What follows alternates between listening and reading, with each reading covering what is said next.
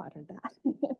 And they are going to be presenting about victims' rights. We wanted to take opportunity that we have at SWAVO to kind of do a deep dive into one or two of the rights as we in different SWAVOs. So they were gracious enough to agree to present. They have an amazing bio. I would definitely recommend checking that out on the Google Drive. But Danica has been a prosecutor for many years. She worked for Utah Prosecution Council. She was prosecuted 30 years, I think, or around 32 in Utah County, and as well in Washington, right? Yeah, Oregon, sorry. I read it's been a minute since I read it really quick. And then she also was with Utah Prosecution Council. She worked for the Salt Lake District Attorney's Office, and now she is at the Utah Crime Victims Legal Clinic as one of their attorneys.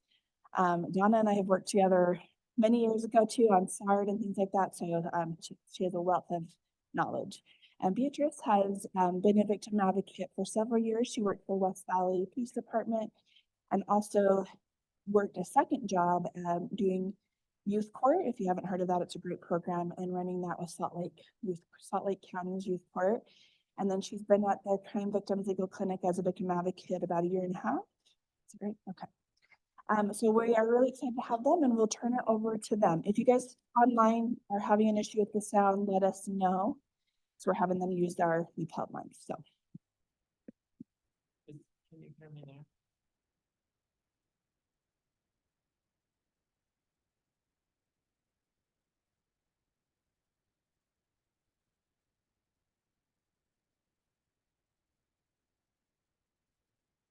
Is it working? Yours is working. Okay.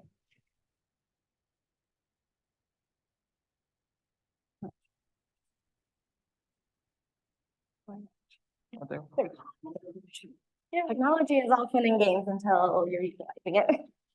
Hi everyone, sorry, I'm trying to see where the best location would be, but I'll just try to be here. I'm Beatrice, I'm the victims advocate at the Utah Crime Victims Legal Clinic.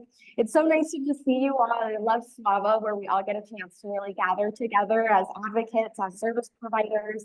And really just, I always joke in my head, you like Hamilton, but we're in the room where it happens, right? Like we're all here together and really just being able to collaborate and just be together, knowing that we're all doing the work. We're all in the trenches doing this work. So I'm just so grateful to be here in front of all of you today. I'm Donna Kelly, and I feel very privileged to be here. I've been a prosecutor since 1990. Maybe some of you in the room weren't even born in 1990. But I wanted to first start out by saying thank you for what you do, and all of you out there in cyberspace, thank you for what you do. When I started prosecuting in 1990, SVU cases, I was SVU for 32 years. There was no such thing as a victim advocate. Victims were just considered, a witness in the case and had no rights at all. You folks have been the single greatest improvement to the criminal justice system in 30 years. So thank you for what you do. Your work is so important, incredibly important. So thank you. Beatrice and I wanted to tell you a little bit about the law, but also give you some practical tips about keeping victims notified. So as we go along, please feel free to ask questions or make comments, or we don't want to just stand up here and talk. We want to talk about things that you need to know about. So please feel free to ask questions, and I'm hoping there's a way online to ask questions as well. Okay, great. So as we go along, please feel free to jump in anytime. So I don't know if you've experienced this, but in my 32 years of being a prosecutor, I found that victims often had a very unrealistic view of the system. They thought that once, they went through this criminal justice system, that everything in their lives would be rosy and everything would be fixed. And, they come into the system somewhat unrealistic about what's going to happen. And so part of our jobs as prosecutors, as cops, as advocates, everybody involved in the criminal justice system is to help them through this crazy, crazy system, but do it in a way that's realistic and yet not discouraging. So we kind of walk this fine line of we got to keep them notified, we got to keep them informed, we got to be realistic and tell them the truth, but we don't want them to get discouraged either. So it's this kind of fine line balancing system of, you know, the criminal justice is not going to make your life, you know, sunshine and rainbows every day. It's a hard system to go through. But yet we don't want them to get discouraged either, because we are part of their journey to seek justice. And so it's this really fine line. I don't know if you found that, but I found that as a prosecutor all the time. So part of our job as being a part of this crazy system is that we need to inform them that the waterfall is coming. So what happens when somebody comes into the criminal justice system is they may have been, you know, blissfully unaware of the criminal justice system in their life, and they're kind of floating down the river on this little canoe. They know a little bit about, you know, the criminal justice world because they've seen TV, they've seen movies, they may have very unrealistic expectations. I remember a victim once told me, well, I've been to the University of Law and Order, so I know about the system. And I'm like, okay, wait a minute. Whenever I watch Law and Order, I wind up screaming at my TV screen because it's not realistic at all. So they're going down this waterfall or this river in a little canoe, you know, uneventfully, but there's a waterfall coming. And you all know this.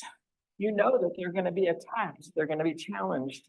They're going to be basically put on trial by the defense. And so we know the waterfall is coming. Our job then is to prepare them for the waterfall. Our job is to prepare them for what's coming and do it in a way that's compassionate and empathetic, but also realistic. That's our job. So, I'll let you do this. And that's kind of where that victim-centered approach comes from, right? Where how can we provide this knowledge? How can we empower our clients or victims or survivors? At the clinic, we tend to call them clients, so that's kind of the verbiage I will probably be using throughout the day, or victims of crime. But how can we use that victim-centered approach? And while I was preparing for this, I read a couple different guidelines. One of them was the Best Practices Guidebook on Victim Services for Georgia. It came out in 2022, so it was rather recent. And I love this quote that I read: at the core of every best practice is a victim-centered approach to services that is accessible and appropriate for every crime victim seeking assistance. Being victim-centered must be the overarching philosophy guiding the work and the key element that informs decision-making by the organizations. When services are victim-centered, they are specific, appropriate, culturally and physically accessible, and driven by the needs of individuals impacted by crime and violence. These individuals include primary and secondary victims, as well as the broader communities affected of crime. I think you all know, like when we're responding out on scene, or when you're dealing with a domestic or even a sexual assault case, it's not just the survivor. Sometimes there are secondary survivors, especially when there's a minor. The parents are also having to deal with it, the siblings, aunts, I would say, as an aunt myself. All of us are going to be affected as a community. And how can we best acknowledge each piece of that, and while also acknowledging the victim as well, the primary victim as well? And when we're having that victim-centered approach, I love how it just really acknowledge, like, how can we make sure that we're all as advocates. Usually, I like to kind of like hype us up, because we're kind of already doing that, right? We're making sure that we're getting language line if we need a different language. We have our pamphlets in different languages, but we have accessibility to us as well. A lot of new agencies, wherever you're located, you're providing that accessibility, whether you're at the police department, prosecutor's office, at the shelters, or different community organizations. Your presence there is that accessibility. So it's like we're being able to be approaching physically in person. If someone needs to call you, they can call you. So I just think of all of those little pieces that we're being able to provide. And at the legal clinic, we really want to be able to uphold those things and help empower our clients and empower you all as well that are in the community. Yeah. So our crime victims clinic focuses on helping get involved in cases where we can make a difference impact-wise throughout the whole state. We only have 3 lawyers that appear in state courts. And that's for the whole state of Utah. 3 lawyers for the whole state of Utah. So we obviously can't get involved in every single case. We look for cases where there are victims' rights involved and where it can have an impact in a bigger pool than just that one case.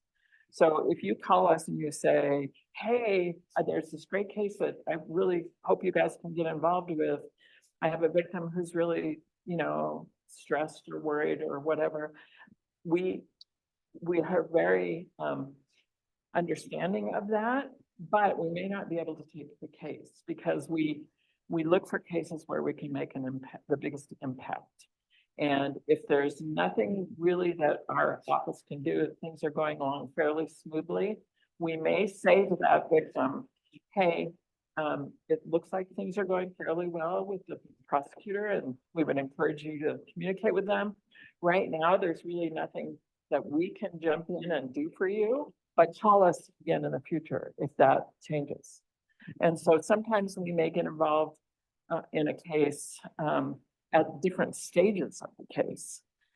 We focus on things like victims' privacy rights and things like that, where we can actually file a motion in court and be heard by the judge.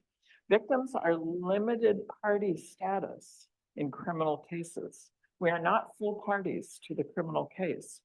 So therefore, that's why you won't see us going and sitting in a trial and, you know, asking questions and presenting evidence and that sort of thing, because we are a limited party.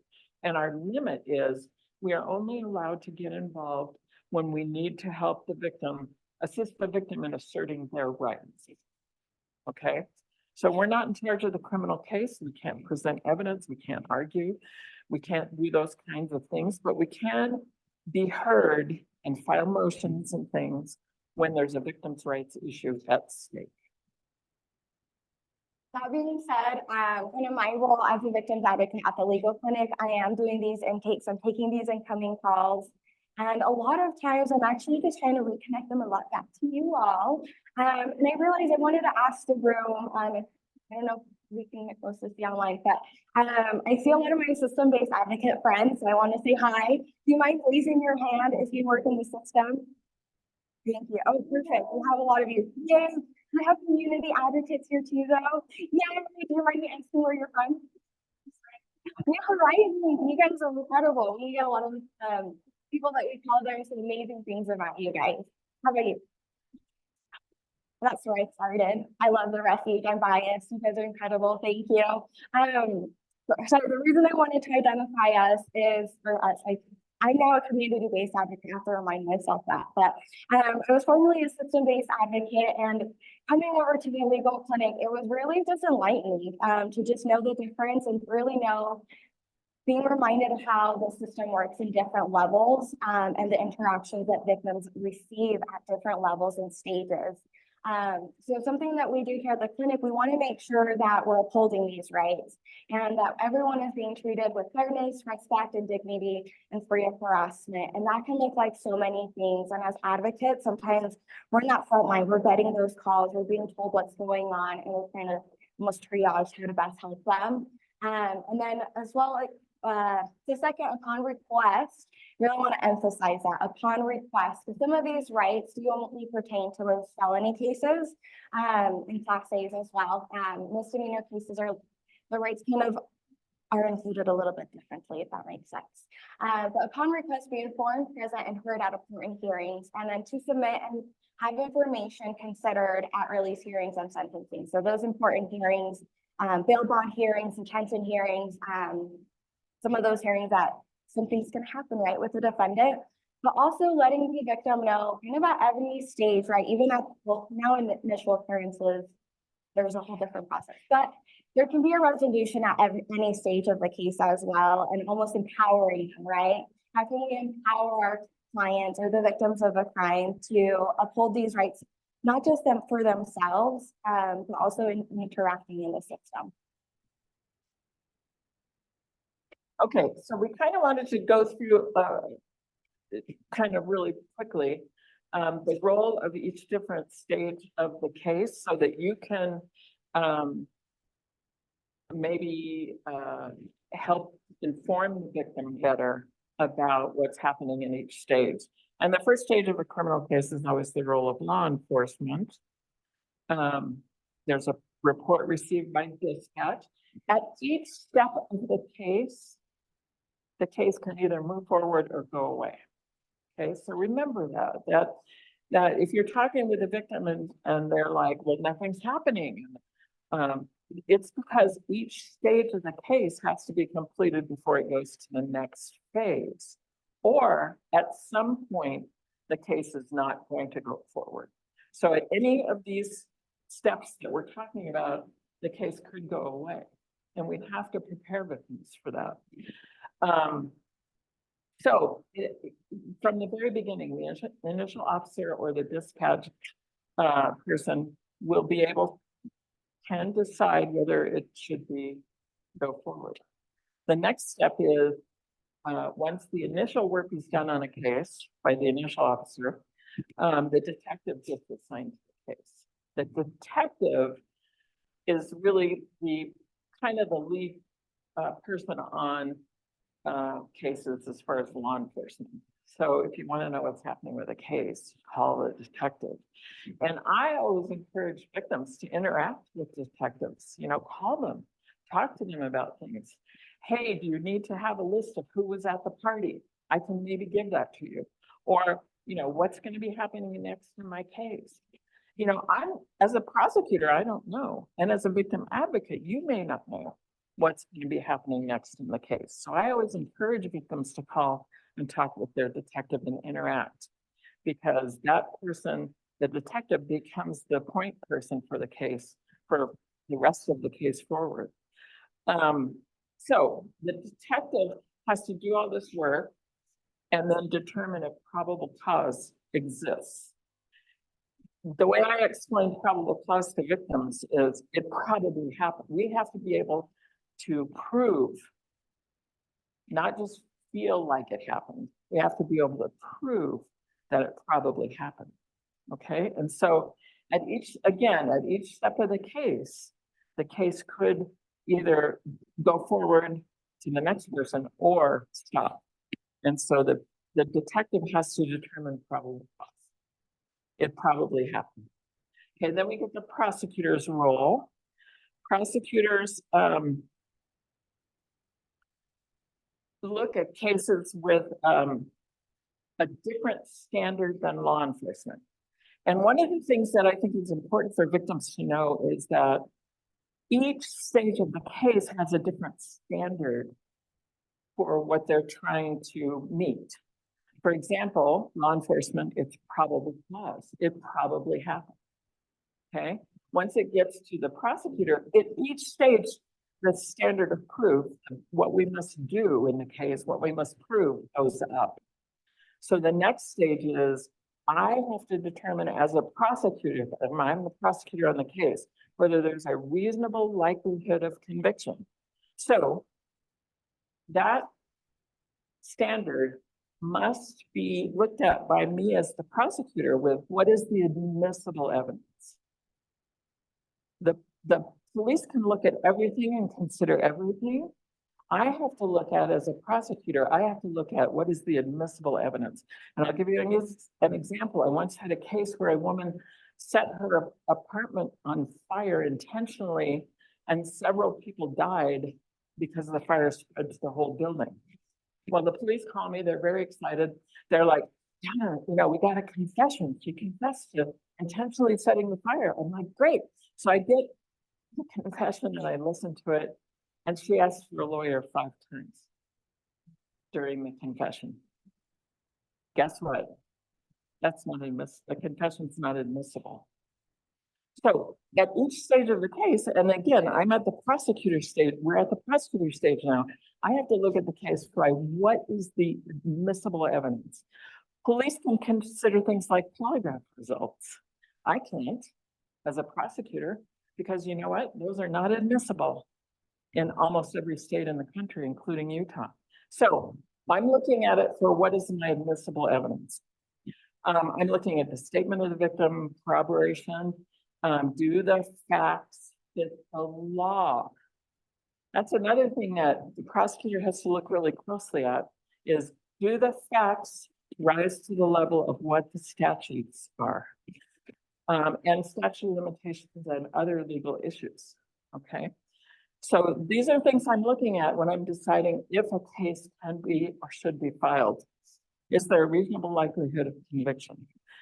Now, the prosecutor gets the case, and I think the victims need to know that the prosecutor can file no charges, can decline the case, can file all of the charges or some of the charges requested, or completely different charges.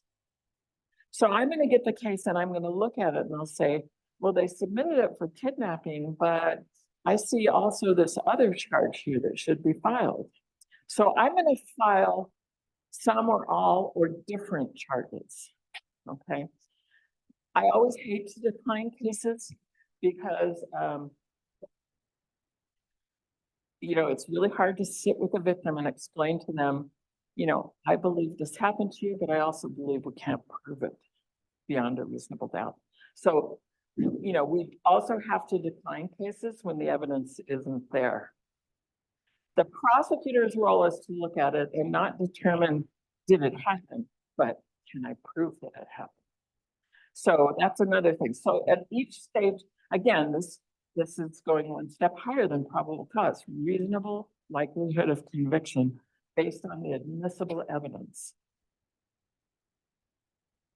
And then the role of the judge. A judge gets involved at the bail hearings and those kind of things, but really the first look the judge has at the facts of the case is at the preliminary hearing. And the judge needs to determine if there's enough evidence to move the case forward. Keep going again. Jumping in. And the judge, I always like to let our clients know, hey, at this preliminary hearing, the judge does have to act almost like a referee, right? They have to be this middle ground. They have to balance the defendant rights, what the prosecutor is saying, the motions, but then also the victim too. And we want to remind our judges as well, especially those that are able to interact with their judges, reminding them of victim rights, right? Letting them know, hey, this victim does have the right to be here. All of our judges have been really great in allowing that, so I shouldn't be asking like to call out. They're really good at it. But we do always want to remind them, say, hey, we're here, victims are here. The judge is there to really balance those out. So as a care victims, legal clinic, we can interact and intersect with some of those portions. At a preliminary hearing, the victim is able to write like an 1102 or a witness statement, or a witness, I should say. But a victim specifically for a preliminary hearing. So we did want to just kind of like inform that, like if the victim does need any like assistance writing an 1102, or wants to have a conversation about actually writing out a witness statement, our legal clinic, our credible attorneys are here to support as well. But overall, at the preliminary hearing, it can sometimes feel like a mini trial for a victim, especially if they're not interacting with the system. They're being told that they're receiving a subpoena. They're being told they have to. Sometimes in the subpoena, or at least the ones I've seen in the past, would say you need to bring in some evidence. And they'd be like, ah, what's the evidence? I don't have anything. I gave it all to the police. And it's like, oh, it's okay. You're present. You are the evidence right now. Don't worry about those things. And it's so nice as advocates that we're able to interact with them in those moments, because it can be really scary to receive those notices. You guys have gone, I'm sure, have received those phone calls where they're freaking out, or maybe a defense attorney is trying to call them or anything like that. We can empower them. That's kind of a key word in that victim-centered approach. How can we empower them to know their rights, to know their options, and to know that They can participate at this preliminary hearing by being a live witness. They can also have a conversation with the prosecutor's office too, to see if an 1102 option will be a viable option for the prosecutor, and really working with the prosecutor team, right? Because we don't want them to say, oh, I don't want to go to this preliminary hearing, and then their case gets dismissed because they're making an uninformed decision. They might not know that by not attending this preliminary hearing, that case can totally be dismissed at that day and the protective order gets removed, and they might be blindsided with that knowledge if they haven't been having that interaction with the system. So it's in the future slides. Like already jumping ahead. Okay. Also, at preliminary hearings, we can use hearsay. We can let victims know that if certain types of hearsay is admissible at preliminary hearings, not at trial. But for example, the sexual assault exam or any other medical reports, if the victim was injured, we can just give those to the judge. So if a victim says to you, but wait a minute, they're not calling the doctor, they're not calling, that's normal. That's okay. At the preliminary hearing, it's just the, dress rehearsal. It's a very shortened version of your case that we're presenting. The good news is about preliminary hearings, the judge is required to view the evidence in the light most favorable to the prosecution. So yay for us. We get that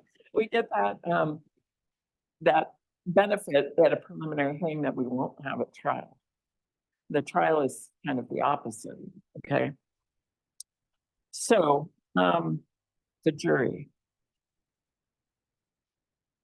Oh, this slide seems out of place. Well, so the role of the jury is to decide beyond a reasonable doubt. If anyone raises their hand and asks me what beyond a reasonable doubt means, I'm gonna not be able to tell you. I've only done this for 32 years, okay? I don't know what that phrase means, beyond a reasonable doubt. What is that? Well, it's up for each jury to decide. They get to decide. Okay, they go back in the room, jury room, and discuss the evidence, and they get to set the standard for their case. They get to decide what is beyond a reasonable doubt. But it basically means they have to be firmly convinced that the defendant is guilty. Okay, the jury can convict, and we need to let victims know this. The jury can convict on all of the charges or some of the charges. I just attended a murder trial last week in Salt Lake County where the jury convicted on murder, yay, but did not convict on the obstruction of justice, destroying evidence part, which was funny. He was convicted of murder. But that's very common, and we need to prepare victims for that. They can convict on some or all of the charges. I remember once having a verdict come back from the jury. We had charged multiple, I think 12 different sex crimes against this guy, and the jury convicted on most of them, but not all of them. And the victim was very distraught, like, why didn't they believe me about this part? And I'm like, no, the jury has to decide if there's evidence beyond a reasonable doubt for each part of the case. So we have to explain it to them that way, that it's not that the jury didn't believe you. They're looking for beyond a reasonable doubt on the evidence as a whole. Okay, so we need to prepare victims for that there may be some charges guilty, some not guilty. I'm not sure why we have this in this spot. Yeah, it's supposed to be the other one. But kind of leading up to that, victim duties, right? In order to receive information as outlined in Utah statutes, victim must notify agencies of their current contact info so that the agencies may contact them. I would add another thing for the victim's duty is maybe just kind of being, if they want to be informed, stay in touch, right? Or even just piggybacking off of a jury trial. Sometimes they might not be interacting with the system up until maybe the trial. The goal is, right, that they have been interacting with us. leading up to the trial, but sometimes they might be moving around. If they're staying at a shelter, they might not have an address at the moment. If they're staying at the shelter, maybe they're moving shelters around. At that point, they're even in different places. So maybe if you are a point of contact and you know that they're in the system, how can we help empower them, right, to make sure that their information is updated with the system, whether it's with the prosecutor's office, with our district attorney's victim advocate witness unit, all of those different parties that are playing in a role. How can we empower them to say, hey, you have a good phone number, or is there another point of contact, an emergency contact, an email, a WhatsApp, or anything, right, that we can get a hold of you, so that way we can navigate the system with you. We can let you know what this jury might mean, or we can let you know what the initial appearance might mean. And without their information, the system might not be able to notify them up until maybe it's too late and that case does get dismissed. Or they're receiving notice and they don't know what this means, and maybe they might not want to interact with the system because that's scary to receive that notice. So the approach that I always took in communicating with victims was I let the victim set the tone and set the details for how much, and the best way to do this is just ask them, like, how much do you want to be contacted? Do you want me to text you? Do you want me to email you? Do you want phone calls? What is it that we need to determine? What is it that each victim needs? Some of them are like, oh my gosh, every time I hear about this case, it just sends me into a tailspin. So only call me if it's really, really important or I need to testify. Other victims are like, can you call me every other day? Right? So you can say, well, that's probably not realistic, but I could check in with you, 3 days before every hearing that's coming up, and I'll talk to you then. But you need to ask, what's the best way? What do you need? And what's the best way to contact you? Because as you know, I have a case that has been set for trial next week, has been set for trial 14 times. 14. It's been pending for 6 years. Okay, and so as you know, a lot can happen in a victim's life in 6 years. Oh my gosh, this one particular victim, there's 2 victims in the case, and one of them has, gotten married, had 2 kids. I mean, her life has changed dramatically since we started the case, right? So we need to like adjust to what they still need as the case goes along. And I find that the best way is just to ask, what do you need? And how's the best way to communicate with you? I think that one thing, So when you're saying that they need to be, that the victim needs to be contacted, are you talking about the detective, the victim advocate, or the prosecutor? They need to be contacted? so that's a really good question. And as a system, I think we need to have a plan. Like, are you going to be the primary person? You, Beatrice, going to be the primary person, communicating with them, or am I? Or I'll call them about the legal issues if there's a hearing coming up, and you be the point of contact for everything else. I mean, I think we need to have a plan for that. And who's the best person to talk to? And there needs to be kind of a gatekeeper. And usually I would recommend that be the advocate if there's an advocate assigned to the case. Because you guys are sort of the global service provider or overseer of the case. And then I deal with the legal issues and the court stuff. The detective deals with, like, a lot of times victims will come in and say, I just had this note left on my windshield by this guy, and here it is. And I'm like, no, I don't touch evidence. You give that to the detective. So we need to have a plan as a system for who's the main person. I think I have a slide on that. I don't know if I should just jump ahead to that, but now that we have the new, I'm still gonna call it LAP. McKinley has like an UPLAVOD, it's a nice little acronym. But the new Utah LAP is gonna go on. Now all law enforcement agencies should be doing some form of a legality assessment and should be connecting them to a shelter-based advocate. So if Sorry, I need a visual for my brain. I'm sorry. Let me just, oh, maybe that's too much ahead. I don't know where we put it. Oh, there we go. Mhm. Okay, so kind of like a case example, I'm gonna do domestic violence because that's what my brain, that's what I did for like 6 years. So we respond out on scene, officers are doing a lap, high risk, they're calling, I'm gonna say South Valley Services because that's what we had at West Valley Civic City. We're calling South Valley Services, they're speaking to an advocate at the shelter. But also maybe the officer is like, hey, this person obviously needs maybe a ride to the shelter if they chose to opt into shelter. Maybe they're choosing not to go to shelter and they have a different safety plan. Maybe they're gonna have a family member, X, Y, Z reasons, right? But maybe the officer has that system-based advocate or police advocate respond out on scene. So now we have even our system-based advocate interacting with that victim of a crime on that crisis intervention portion, right? They're being told, hey, you have shelter options, you have an advocate over here that's confidential. This officer can't even talk to this advocate about the crime or anything, right? Like once you talk to a shelter advocate, it's this beautiful box of confidentiality.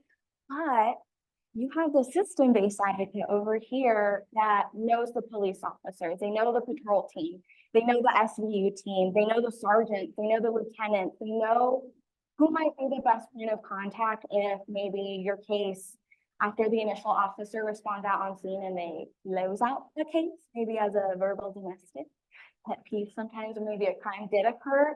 And maybe that advocate might be able to say, oh no, we can, let me reach out to the SVU detective or our domestic violence detective or sergeant, excuse me, and let them know that there was a little bit more happening in that incident now that we've had that contact with that victim or that follow-up with that victim afterwards, after that initial case happened. We're able to say, oh no, look, there's bruises. Now we have evidence of the crime that occurred.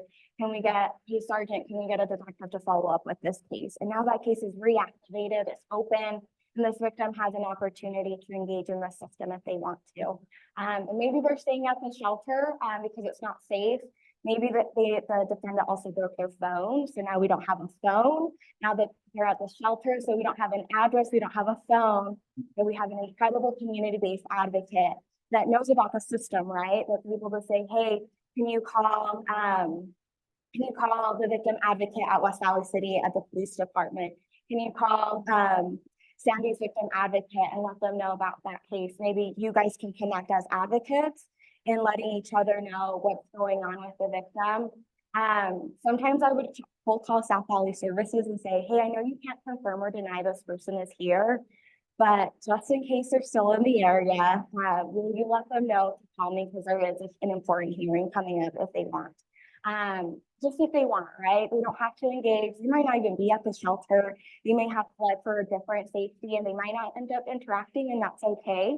But just identifying that point of contact in the system where we as advocates can empower our clients to say, you can interact if you want. You can call Michelle over here at the police department and she'll connect you to those services. And once those charges are filed, you can connect with Kelly over at the district attorney's office and she'll give you guidance to what to expect over at the district attorney's office, right? And she'll connect you to your prosecutor that's assigned to your case.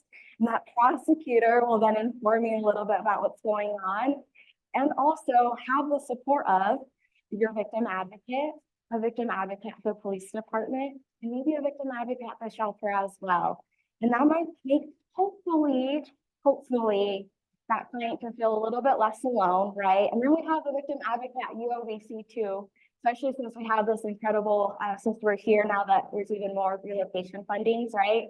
Maybe UOVC is actually in contact with their client because they help them move. How can we all interact together to make sure that this client has notice and is being empowered to that notice and knows how to engage with the system? Because sometimes we can make those phone calls, but it's up to them if they want to engage with us as well. Sorry, Okay. focus off. No, that was really great. So we just wanted to put this one caveat in here. And when we're working with victims and, you know, keeping them notified, keeping them up to date on the case, we never want to make promises to victims, especially promises that are not going to, are not likely or, may not be possible. But these are the two things that I always say to victims, is that I always say, we're on a long road together, you and I. And we need to just take this one step at a time, because often victims will come in and they want to jump ahead to, okay, will he go to prison? What will happen to his family? What, they want to know the answers to all of these things that are way down the road. And I always say, let's just get through the next thing and the next thing and the next thing. Let's just do this long road that we're on one step at a time, because it's very misleading of us to say things like, well, yes, he's going to go to prison and he's going to do this and this will happen. And, we don't know that. This is a long road we're on together. But let's just take it one step at a time. And the one thing I can promise you is that I'm going to do the best job that I can on your case. That's the one thing I will promise you, is that, if you don't hear from me, don't worry, I'm working on your case. If I need something from you, I will call you, we will talk about it, and I will always get your input. You and I may not agree on every single thing, and that's okay. But I'm gonna always get your input on the important decisions in the case. That's the one thing we need to let victims know, is that we need their input and we want their input, but it doesn't equate to controlling the case. In other words, victims have a right to be heard on like a plea offer and that sort of thing, but they don't get to control that. They don't get to control what offers being made. They don't get to control which charges are pled to and that sort of thing. But you need to let them know you always have the right to give input, and we want you to give input. So That empowerment piece, right? Yeah. You can speak at sentencing, you can provide that victim impact statement. You can stand up to the judge and say, no, I was not in approval of this plea offer, right? And empowering them for their voices to be heard. So that way they can, I think a lot of times if you're able to have your voice to be heard, even if that outcome isn't what we necessarily want, if their voice is heard, usually we get a lot of positive feedback and at least saying like, you know what, at least we did it. Like, we tried. We did it together and we're a team. And we all went into court today and we all asked that protective order didn't get removed, right? Or that protective order did get removed, or he was released. Really preparing for that reality and that realistic expectation, but also empowering them to know what those options are, but then how can we empower them to also even maybe emotionally safety plan for what happens after court or before court? Sometimes we'll get the calls at the clinic and like, oh, I haven't heard it from anyone. I'm like, I'll like look up their case and they think their case has been going on for so long. And I'm like, oh, this was just filed in January.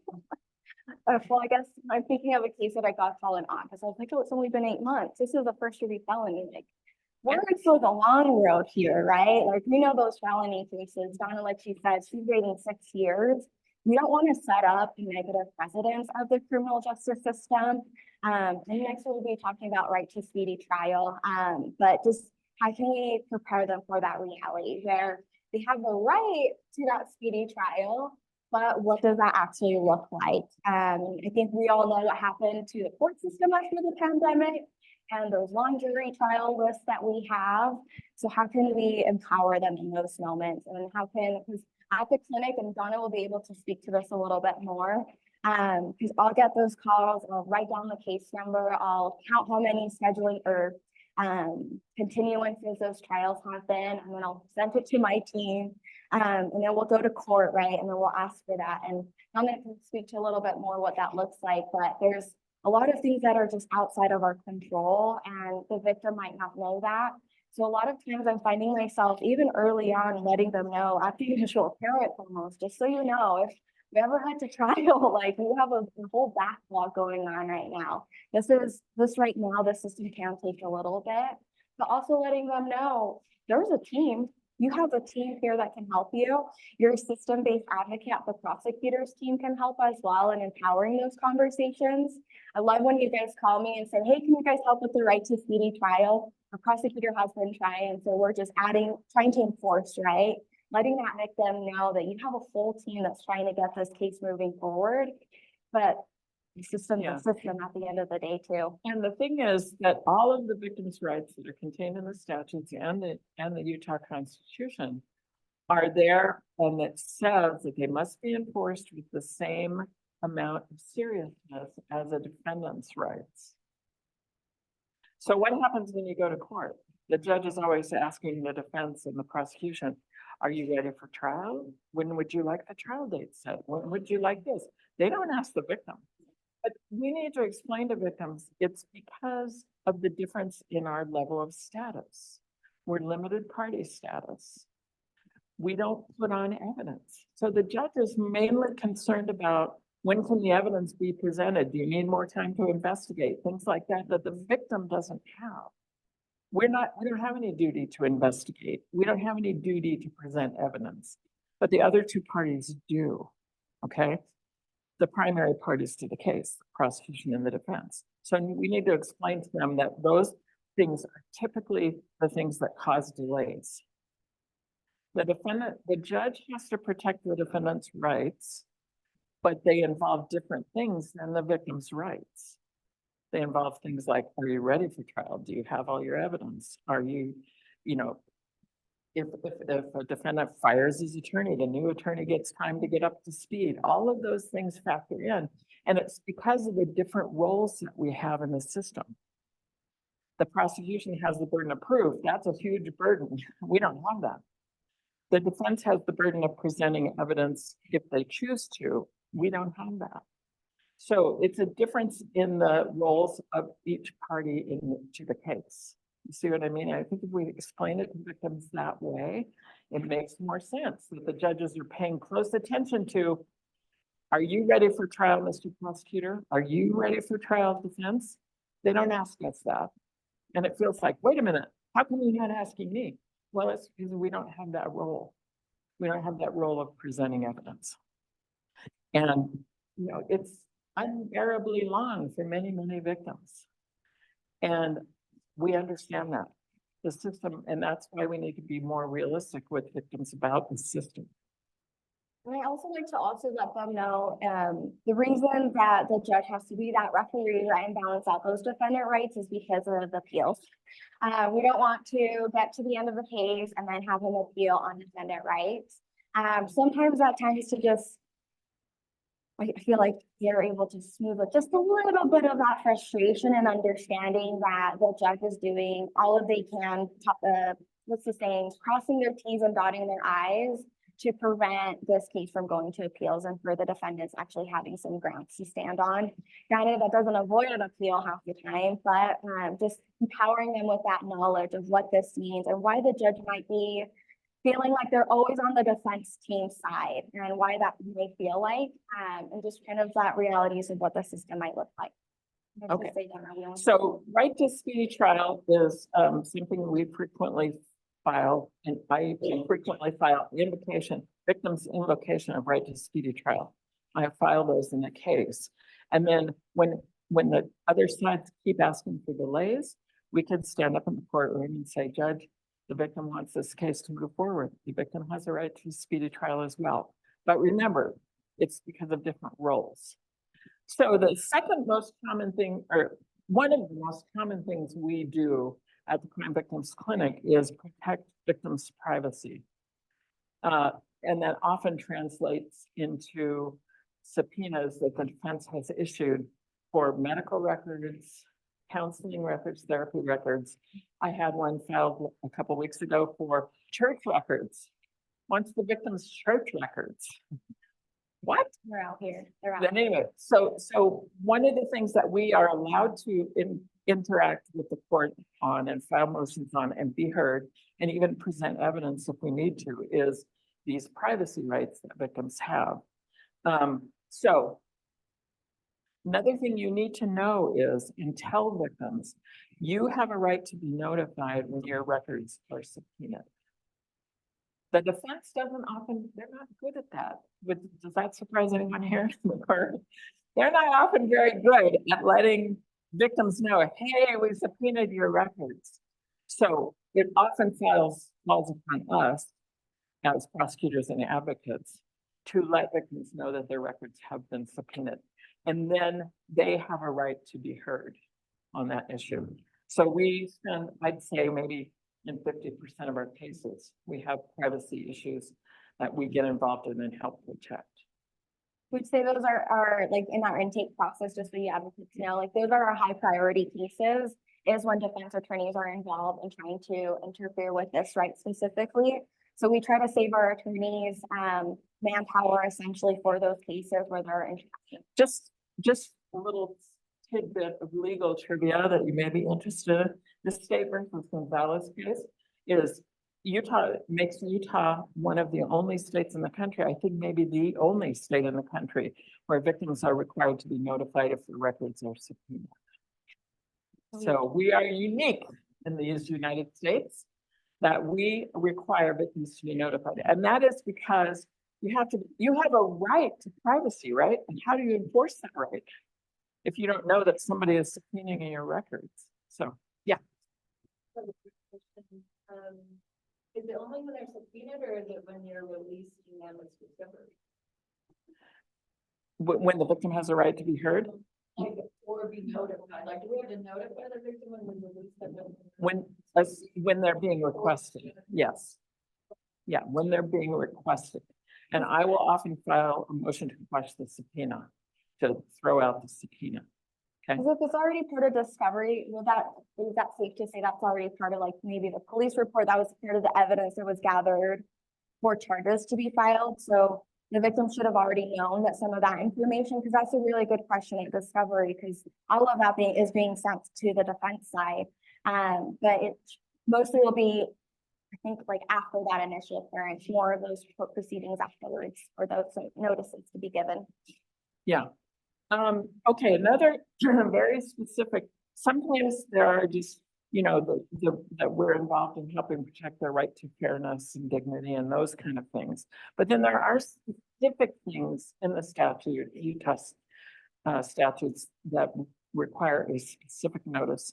One of them is within 7 days of filing felony criminal charges, or I would say class A misdemeanor charges, because those require a preliminary hearing as well. Or the defendant can request a preliminary hearing. Felony charges against the defendant, the prosecuting agency must provide notice, okay, to the crime victim.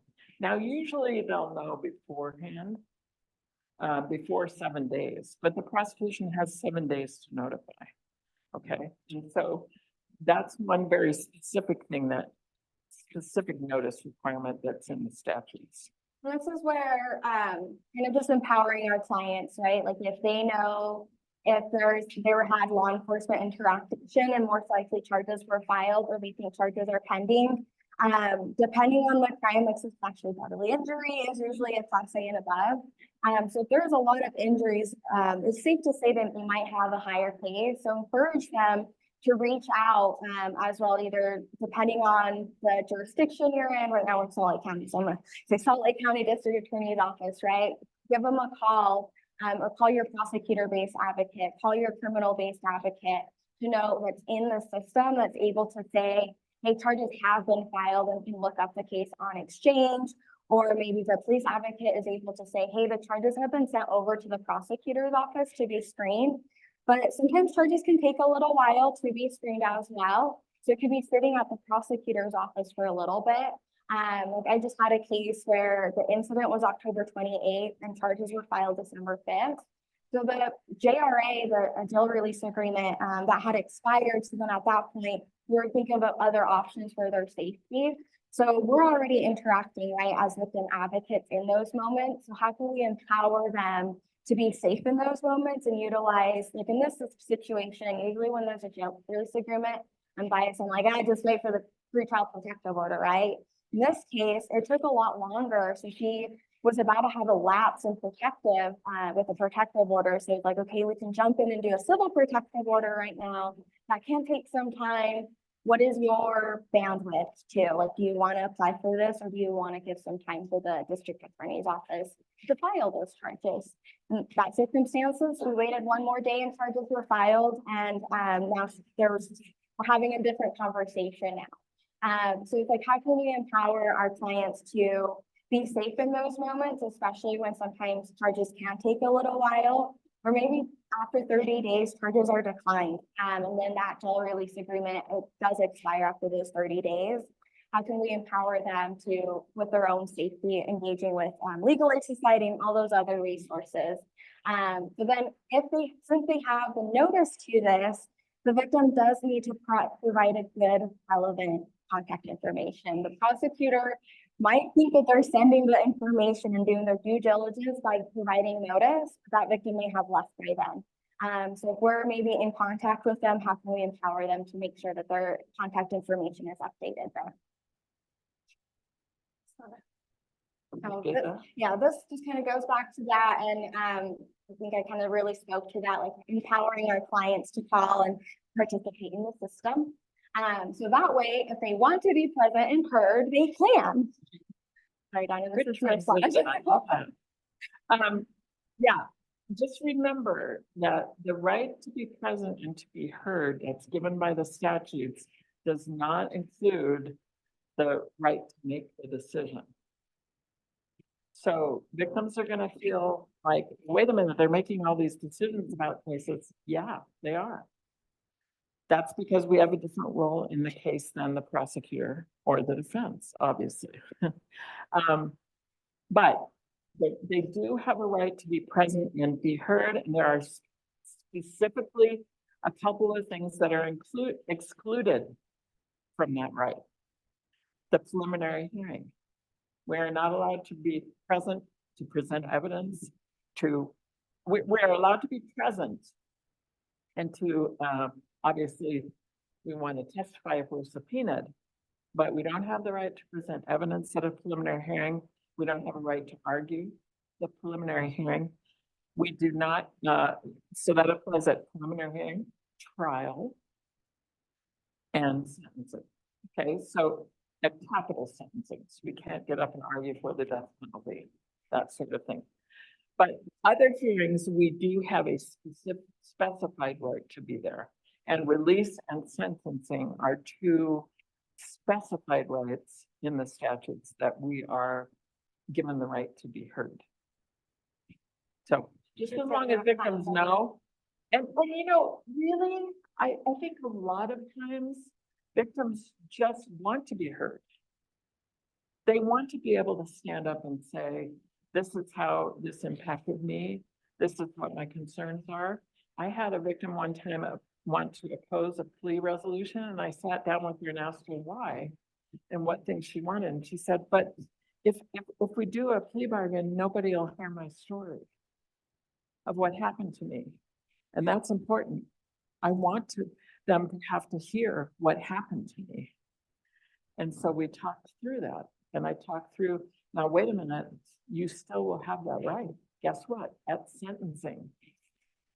So a lot of times we just need to hear why things are important to victims.